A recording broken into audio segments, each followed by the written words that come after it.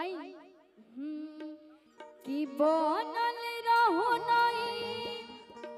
हरवाए मैया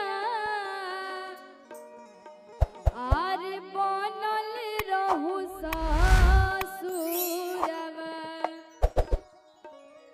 आरे ऐसन बरवा हर दिह तू ए मैया आर सजल रहो से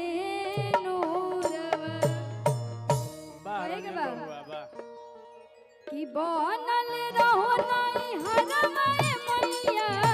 बनल रहो ससुरवा बनल रहो नहीं हरवाए मैया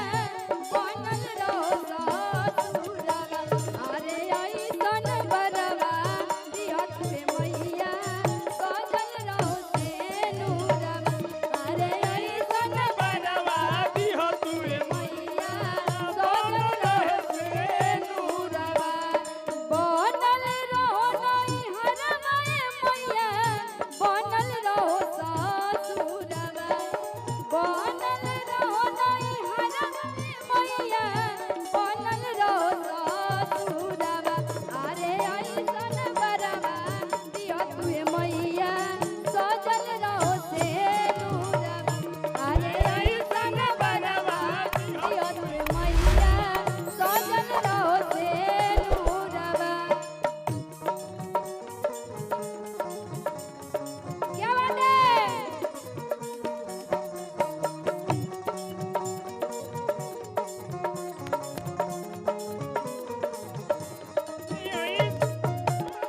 बरवा दिहत में मैया बनल से नूरवा अरे ऐसन बरवा में मैया बनल से और ही कहतड़ी क्या कहती है जी और नैहरा में मांगी माई और भाई रे भोती जमा और ससुरा में लहुरा देवरवा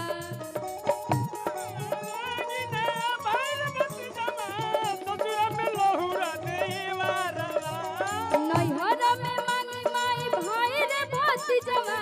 ससुरा में लहुरा देवरवा अरे ऐसन बरवा दिहत में मैया सजल रहे से नूरवा अरे ऐसन बरवा दिहत में मैया सजल रहे से नूरवा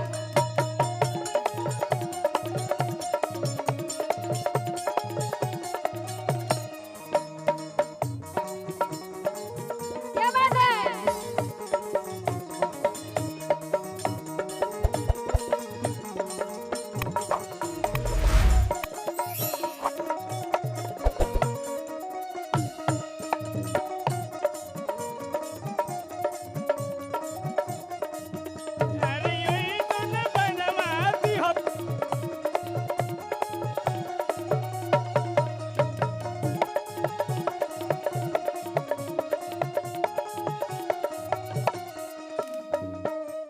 मीठी मीठी ताली बजाते रहिए तो और अच्छा लगेगा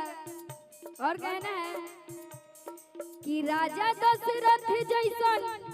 आरे ससुर हम मांगी और राम जी ऐसन दुलावा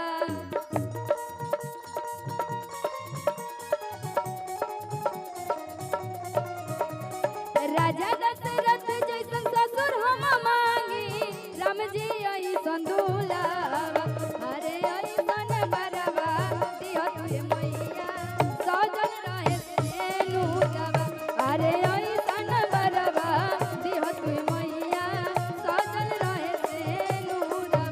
अरे ऐसन बरवा दिहत में मैया सजल रहे से नूरवा अरे ऐसन बरवा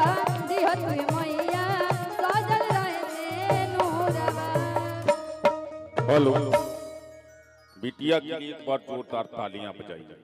सबसे पहले आपके माता पिता और गुरु को प्रणाम। जिस गुरु से आप शिक्षा ले रही हैं ना, कमाल की गा रही हैं। एक एक गीत गाकर पुण्य के भागी बनना है। अब खुशी कक्कड़ जी का भी आगमन हो गया है, जो बाहर से कलाकार आए हैं। हम लोग अपने घर में उनका स्वागत करेंगे। बिटिया से हम चाहेंगे कि सब लोग पुनः सब कलाकार एक साथ मिलकर कर गाएंगे। अभी एक छोटा सा बच्चा मिथिलेश राजा, मैं चाहूंगा